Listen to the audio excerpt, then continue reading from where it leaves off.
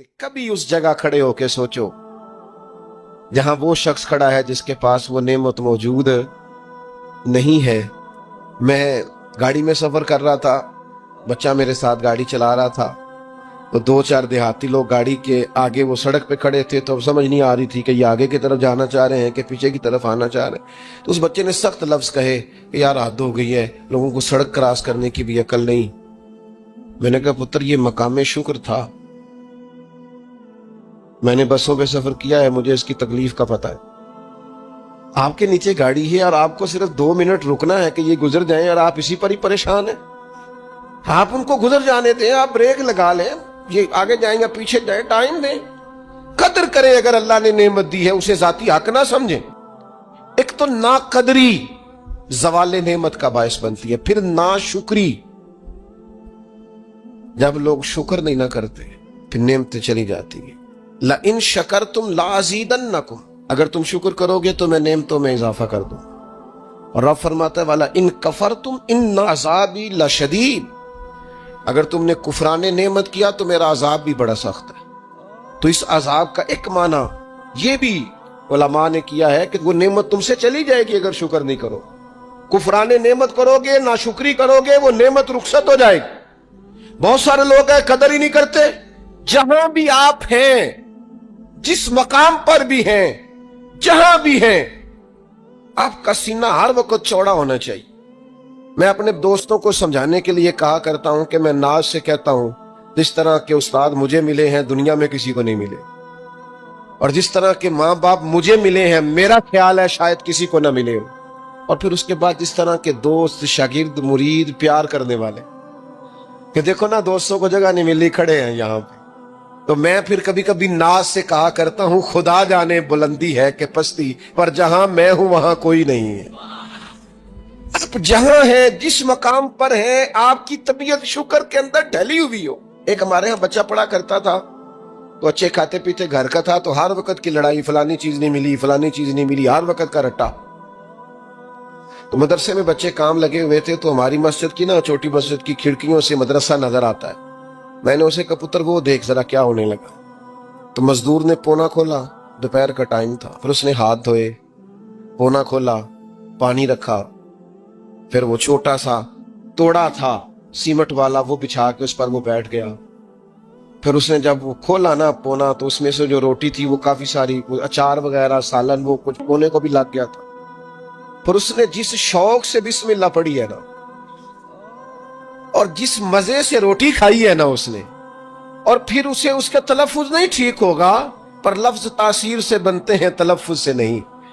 हो सकता है उसे सीखने की जरूरत हो, लेकिन उसने जब वो खा के हाथ उठाए ना, और कपड़े सारे मजदूरी से भरे हुए, और जिस ज़ौक से उसने आसमान की तरफ देखा, मैंने कहा पुत्र इसको रिस्क खाना कहते हैं और इसको शुक्र करना कहते हैं। ये लाइन लगी हुई है खाने पीने वाली चीजों की, और मैं नहीं खानी, तो मैं नहीं खानी, तो ये मेरी पसंद की नहीं है, तो ये मेरे अब्बा जी कहा करते थे भुख लगी होवे ते हर शय दा स्वाद है, ते ना लगी होवे ते मुड़ नखरे नखरे ने। ना कदरी और ना शुक्री ये जवाले नेमत का बायस बनती। कभी ना शुक्री ना करें, जो चीज है उस पर खुदा का ढेरों ढेर शुक्र अदा करें, और हर हाल में शुक्र अदा करें। कहे मालिक ने जो मुझे दिया है करम ही हो गया, जो अल्लाह ने मुझे अता की है उस पर उसकी रहमत हो गई, फजल हो गया। हुजूर अलैहिस्सलाम ने फरमाया 70,000 लोग होंगे जिन्हें रब हिसाब के बगैर जन्नत अता कर दे। फरिश्ते भी हैरान होके पूछेंगे ओ तुम कौन हो, कोई हिसाब किताब ही नहीं हुआ। वो कहेंगे हम वो हैं जो हर हाल में अपने रब का शुक्र अदा करते। दरख्त को फल लग जाए तो टहनियां झुक जाती हैं, और झुकने का मतलब ये होता है कि फल लगा हुआ है। और अगर दरख्त खड़ा हो, टहनियां भी खड़ी हो, अकड़ी हुई हो, तो उसका मतलब ये है कि फल कोई नहीं। जो बंदा आपको झुका हुआ मिले ना, आजिज़ी करता मिले, समझो फलदार है। लेकिन अगर तकब्बुर ही तकब्बुर नजर आए माज़अल्लाह, तो फिर इसका माना ये है कि इसने अपने आप को फलदार नहीं समझा। कारून हजरत मूसा अलैहिस्सलाम के जमाने का मालदार है, लोग रश्क करते थे उसके पैसों पर, और ऐसा मालदार के जिसके खजानों की चाबियां ऊंट उठाया करते थे, पैसा ही पैसा। हजरत मूसा अलैहिस्सलाम ने कहा ज़कात दो, कहने लगा अब आपने माज़अल्लाह पैसे भी लेने शुरू कर दी। ये बड़ा मसला होता है ना बाज लोगों को। تو بہت سارے لوگ اس کے آنے جانے پر رشک کرتے تھے، لیکن پھر تکبر کیا نا، اس نے نعمت پر شکر کی بجائے تکبر کیا نا، تو اللہ نے زمین کو حکم دیا، رب کریم نے اسے زمین میں مال اور خزانے سمیت دھسا دیا، زمین میں غرق ہو گیا۔ کیوں؟ کہ اللہ کی نعمت میں متکبر ہے۔ جس سے نعمتیں چلی جاتی ہیں وہ تکبر ہے۔ تکبر صرف ایک ذات کو زیبا ہے، متکبر صرف ایک ہے، وہ اللہ ہے۔ اللہ کی شان ہے کہ وہ متکبر ہے۔ پڑھا نا سورہ حشر میں اس کا ایک صفاتی نام یہ ہے کہ وہ، کیوں؟ اس لیے کہ اس سے بڑا ہی کوئی نہیں، سارے چھوٹے ہیں تو وہ اکبر ہے۔ تو ہم سے تو بڑے ہی بڑے ہیں نا، بلکہ میرے جیسے بندے سے تو سارے بڑے ہیں نا۔ اب کرنا کیا ہے؟ عاجزی۔ نعمتیں ملے تو بندے میں عاجزی آئے۔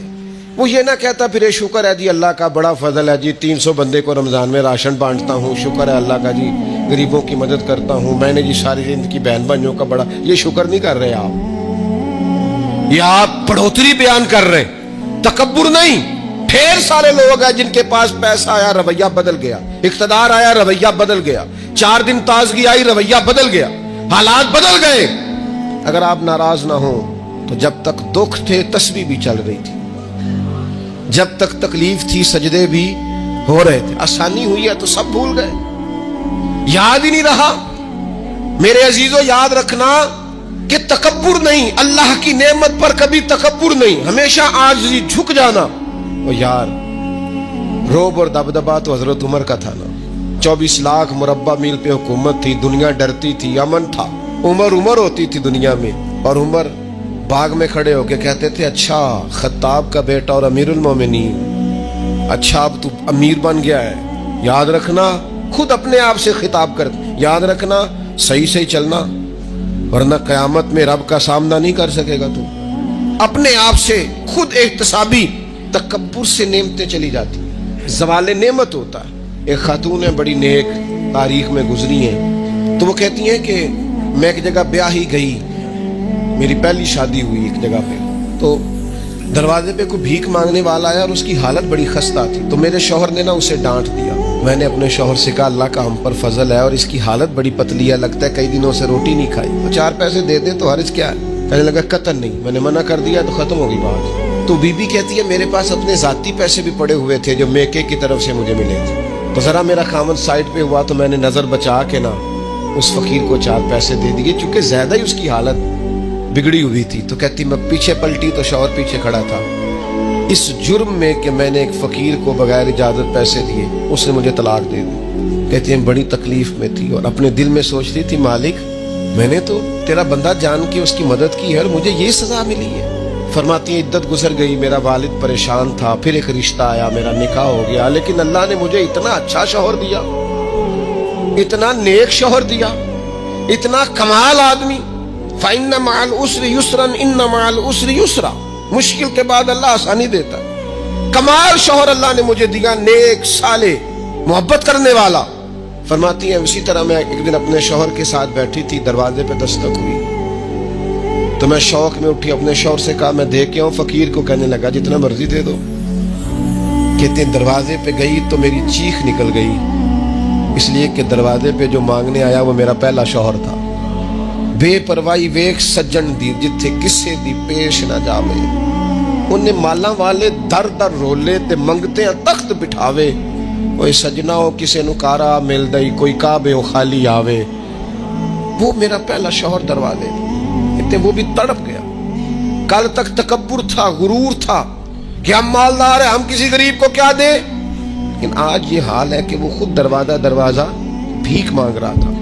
نہ قدری، نہ شکری، تکبر، یہ زوال نعمت کا باعث بنتا ہے، انسان کے پاس سے نعمت رخصت ہونے لگ جاتی ہے۔ ایک چوتھی بات جو زوال نعمت کا باعث بنتی ہے وہ یہ ہوتی ہے کہ اللہ کی نعمت کو صرف اپنا حق سمجھ لینا۔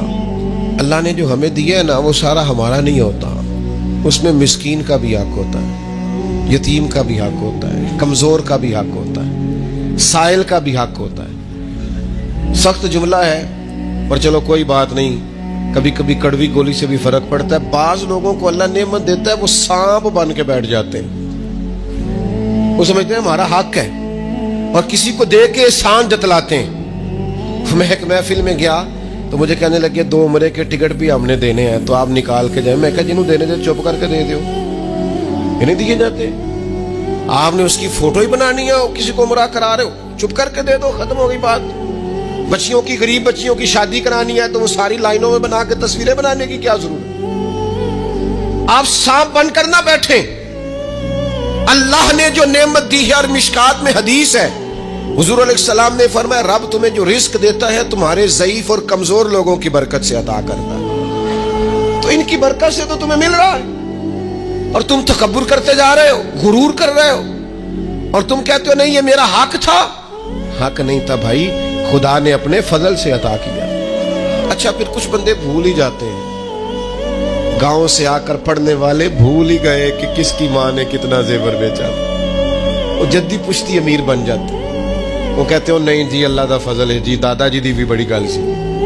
بھئی دادا جی دی گل صرف زمین نال ہوندی ہے, ویسے آپ ایک اچھا انسان کا جھوٹ کیوں بولتے ہیں. صحیح بخاری میں حضرت ابو ہریرہ رضی اللہ تعالیٰ عنہ سے حدیث مروی ہے, بڑی مشہور ہے.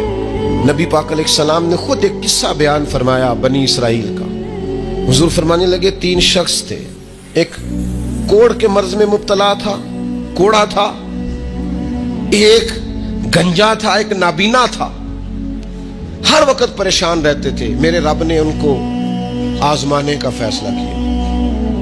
دیکھو اللہ کے آزمانے کا طریقہ کیا ہے. ایک فرشتہ انسانی شکل میں آیا, سب سے پہلے جس کو کوڑ کا مرض تھا اس کے پاس آیا. حضور سید عالم صلی اللہ تعالی علیہ وسلم بیان فرماتے ہیں, اس نے آ کے اس سے کہا کیا چاہتے ہو. اس نے کہا یار مجھے کوڑ کا مرض ہے, لوگ مجھ سے نفرت کرتے ہیں, گھن کرتے ہیں, کاش میری کھال ٹھیک ہو جائے, جلد ٹھیک ہو جائے, بیماری چلی جائے. تو فرشتے نے ہاتھ پھیرا, اللہ نے شفا عطا کر دی. شفا کس نے دی؟ ہاتھ کس نے پھیرا؟ کوئی عرض نہیں, اگر کسی وقت کوئی بزرگ دم کر دے, ہاتھ پھیر دے تو شفا اللہ ہی دیتا ہے.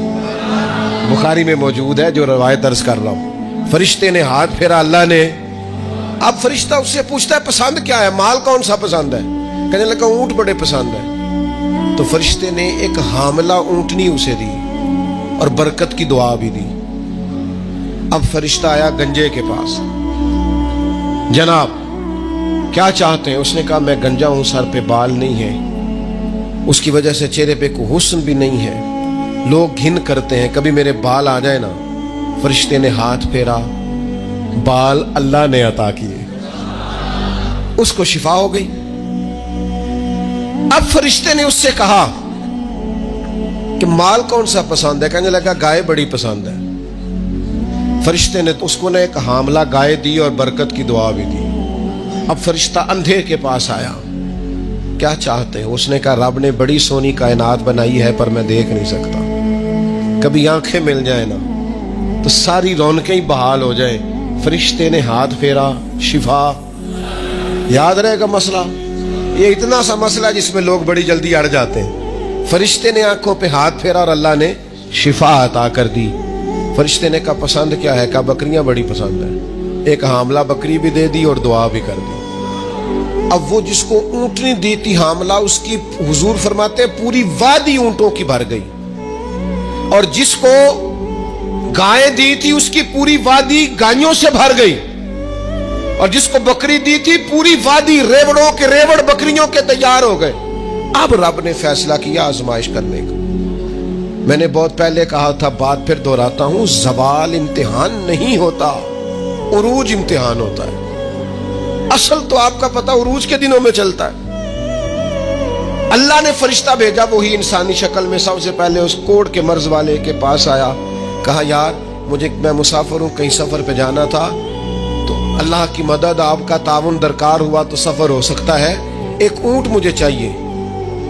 تو اس نے وہی بات کی جو کئی امیر لوگ کرتے ہیں, یہ صحیح بخاری میں موجود. کہنے لگا یار میرے ذمے تو حقوق ہی بڑے ہیں. سادہ ترجمہ کریے, میرے تے خرچے ہی بڑے نے جی. تو انہوں کی دسی, ادھر بھی جا رہا ہے, ادھر بھی, اے بھی آسمان میں تمے ہے, اے بھی میں, اتنے خرچے ہیں میرے, یہ بھی کرنا ہے, وہاں بھی کرنا ہے. اس نے کوئی بات سنائی. تو وہ فرشتہ کہنے لگا تو پہلے ایک کوڑی نہیں تھا, تو ناراض ہو گیا. کہنے لگا میں تو جدی پشتی رئیس اعظم ہوں, باپ دادا کی جائیداد ہے ساری جو مجھے ملی ہوئی. اس نے کہا اگر تو جھوٹا ہے نا تو اللہ کرے اسی طرح کا ہو جائے جس طرح کا پہلے تھا۔ اب وہ آیا گنجے کے پاس، اس سے کہا مسافر ہوں، سفر پہ جانا ہے، اللہ مدد کرے، آپ تعاون کریں تو سفر آسان ہو سکتا ہے، مجھے ایک گائے چاہیے، اگر آپ دے دیں۔ تو وہ کہنے لگا میرے تو ذمہ حقوق ہی بڑے۔ اس نے کہا یار تو پہلے گنجا نہیں تھا، بیمار نہیں تھا، کچھ بھی نہیں تھا، بھوک تھی۔ کہنے لگا خبردار، میں تو جدی پشتی رئیس آدم ہوں، باپ دادا سے امیر ہوں۔ اس نے کہا اچھا اگر تو جھوٹا ہے تو ویسا ہی ہو جائے جیسا پہلے۔ اب وہ آیا نابینا کے پاس، اس نے آ کے کہا مسافر ہوں، سفر پہ جانا ہے، اللہ مدد کرے، آپ تعاون کریں تو سفر آسان ہوگا، مجھے ایک بکری چاہیے اللہ کے نام پر۔ تو وہ اندھا کہنے لگا رب کے نام پر تو نے لینی ہے تو ایک کیوں لیتا ہے، جتنی چاہیے لے لے۔ اور میں تو پہلے اندھا تھا، میں مسکین پرانا خادم، کسے در ملی نہ ٹوئی، ایتے واصف یار نے نظر جو کی تھی، تے واصف شروع سے پڑھتے ہیں، سے ثبوت نہ پوچھو میں تو، بھلا نظر کرم قد ہوئی، اے میں جانا یا دل بر جانے، غیر نہ جانے کوئی، میں مسکین پرانا خادم، کسے در ملی نہ ٹوئی، ایتے واصف یار نے نظر جو کی تھی، تے واصف ہی ہوئی۔ میں تو اندھا تھا، پلے شے کوئی نہیں تھی، تو کریم نے کرم کیا، جتنی تیرا دل کرے لے جا۔ تو فرشتہ کہنے لگا امتحان کے لیے آیا تھا، ایک کی بھی ضرورت نہیں، لیکن تیرے دو دوست امتحان میں ناکام ہوئے ہیں، رب ان سے ناراض ہو گیا ہے، تو کامیاب ہوا ہے اور اللہ تجھ سے راضی ہو گیا ہے۔ وہ دونوں جو تھے امتحان میں ناکام ہوئے تو نعمتیں چھن گئیں، صحت چھن گئی، پھر کوڑے، پھر گنجے ہو گئے۔ اس کو اللہ تبارک و تعالیٰ نے اور عطا کیا۔ زوال نعمت کب ہوتا ہے؟ جب لوگ راہ خدا میں خرچ نہیں کرتے، غریب کا، مسکین کا، لاچار کا خیال نہیں رکھتے۔ جیسے جیسے پیسے آتے جاتے ہیں ذاتی خرچے بڑھتے جاتے ہیں، ذاتی معاملات ہی بڑھتے جاتے ہیں۔ آہستہ آہستہ لوگ کہتے ہیں اوہ جی آپ کو پتہ ہے نا، پھر ہمارا گھر بڑا وسیع ہے تو بڑے مسئلے ہیں، تو بڑے خرچے ہیں، تو بڑی چیزیں ہیں۔ بھائیو، زوال نعمت کے معاملے میں اپنے رب کا خوف پیدا کریں، اللہ سے ڈریں ہر وقت۔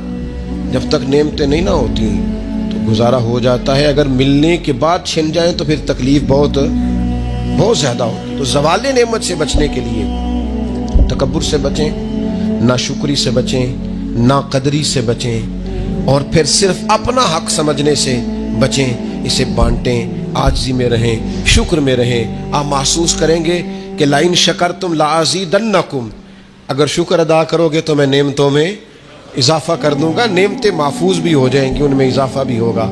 ہر وقت نبی کریم شکر ادا کرتے، ہر وقت صحابہ اور اہل بیت مقام شکر پر فائز رہتے۔ یہ مقام شکر انسان کو زوال نعمت سے بچاتا ہے۔ اپنے آپ پر غور کریں، اگر کوئی بھی نعمت موجود ہے، وہ اولاد کی صورت میں ہے، وہ صحت کی صورت میں ہے، وہ بہن بھائی، ماں باپ، دوست احباب، بیوی بچوں کی صورت میں، جو بھی انعام اللہ کے موجود ہے، اس میں کبھی تکبر کا شکار نہ ہو۔ ساری زندگی کوئی رب کی عبادت کرے، ایک سجدہ بھی معاذ اللہ کسی بت کو کر دے، پچھلی ساری عبادتیں اکارت چلی گئی، مشرک ہو جائے گا۔ ایک منٹ کی بھی ملاوٹ دین برداشت۔ سمجھوتا کیسے کر لیتے ہیں لوگ اصولوں پر؟ نہ کریں سمجھوتا، آپ ذرا کھڑے ہونا سیکھیں، آپ تھوڑا ڈٹنا سیکھیں، آپ تھوڑا اپنا مورال بلند کریں، آپ کا کوئی سٹیٹس ہونا چاہیے، کوئی معیار ہونا چاہیے۔ اپنے مقصد پر کبھی بھی کوئی سمجھوتا نہیں ہو سکتا، نہیں ہو سکتا۔ تو ایک تو اصولوں پر سمجھوتا نہیں، دوسرا دھمکیوں کی پرواہ نہیں۔ زندگی جو ہوتی ہے نا، اس نے بہرحال ختم ہونا ہوتا ہے۔ تو اگر کوئی شخص اپنے نیک، جائز اور دینی مقصد کے راستے میں دھمکیوں کی پرواہ کرنے لگ جائے، وہ خیال ہی نہ کرے کہ میں دین بیان کر رہا ہوں اور پھر 2-4 باتیں پوری ہوئی نہیں اور وہ ڈر جائے، تو وہ کمزور پڑ جائے گا۔ 1 2 4 5 منٹ کے اندر بلیک میل ہو جاتے ہیں لوگ، کوئی برداشت ہی نہیں کر پاتے، نتیجے اس کے ٹھیک نہیں نکلتے۔ یہ کام بھی کفار نے کیا۔ نبی پاک علیہ السلام نے اعلان نبوت کیا تو سلسلہ جب آگے چلا تو ایک ٹائم ایسا آیا کہ ساری برادری اکٹھی ہو کے جناب ابو طالب کے پاس آ گئے۔ یہی چچا تھے جو حضور کی ہر حوالے سے طرفداری بھی کرتے تھے، حمایت بھی کرتے تھے۔ وہ آئے، آ کے جناب ابو طالب سے کہا کہ یہاں تو آپ اپنے بھتیجے کو منع کریں، وہ ہمارے معبودوں کو برا بھلا کہہ کے ہمارے جذبات کو ٹھیس پہنچاتے ہیں معاذ اللہ، یا پھر آپ تیار ہو جائیں ہم سے جنگ کرنے کے لیے۔ اور شدید انداز میں بات کی۔ جناب ابو طالب نے ایک دفعہ تو ٹال دیا، وہ دوسری دفعہ پھر آ گئے، آپ سے کہا تھا پر آپ نے بات نہیں کی، آپ دیکھ لیجئے، یا آپ حمایت چھوڑ دیں، ہم جانے وہ جانے۔ اور شدید دھمکی دی انہوں نے۔ جناب ابو طالب اب بوڑھے تھے، اور پھر یہ کہ ساری برادری، انہوں نے نبی پاک علیہ السلام کو بلایا، سرکار تشریف لائے تو کہا بھتیجے میں نے ہر موقع پر آپ کی مکمل حمایت کی ہے، میں ساری برادری کا بوجھ نہیں اٹھا سکتا، آپ اپنے قبیلے کے ساتھ بیٹھ کے بات کر لیں۔ اور وہ کہہ رہے ہیں کہ یہاں تو آپ باز آ جائیں، یہاں پھر جنگ ہوگی۔ تو یہ میرے رسول پاک علیہ السلام کا مقصد کے لیے عزم ہے۔ نوجوانوں سنو اور یاد رکھو، کریم فرمانے لگے کہ ذرا لفظوں کی حرارت دیکھنا، اور جملوں کا روب دیکھنا، اور گفتگو کا ولولہ دیکھنا۔ کریم فرمانے لگے چچا یہ میرے سیدھے ہاتھ پر سورج لا کے رکھیں اور دوسرے پر چاند لا کے رکھیں تو دین کی تبلیغ پھر بھی نہیں چھوڑوں گا، کہتا رہوں گا لا الہ الا اللہ۔ اور حضور علیہ الصلوۃ والسلام نے فرمایا میں دین کی تبلیغ کرتا رہوں گا، اور چچا دو ہی باتیں ہیں، یا دین غالب آ جائے گا یا میں اپنی جان دین کے رستے میں پیش کر دوں گا۔ یہ رسول پاک کا دیا ہوا فلسفہ ہے کہ آپ کو دین کا کام کرنا ہے تو جان لڑا کے کرنا ہے، یہ شہادت کا ہے الفت میں قدم رکھنا ہے۔ لوگ آسان سمجھتے ہیں مسلمان ہونا، آپ کو پھر پوری مشقت کے ساتھ زخم پہ زخم کھا کے جی خونے جگر کے گھونٹ پی آہ نہ کر لبوں کو سی، یہ عشق ہے، کوئی دل لگی نہیں۔ چپ کر کوئی گلہ نہ کرنا، شکوہ نہ کرنا، کسی قسم کا لفظ زبان پہ اعتراض کا نہ لانا، یہ عشق ہے، کوئی دل لگی نہیں۔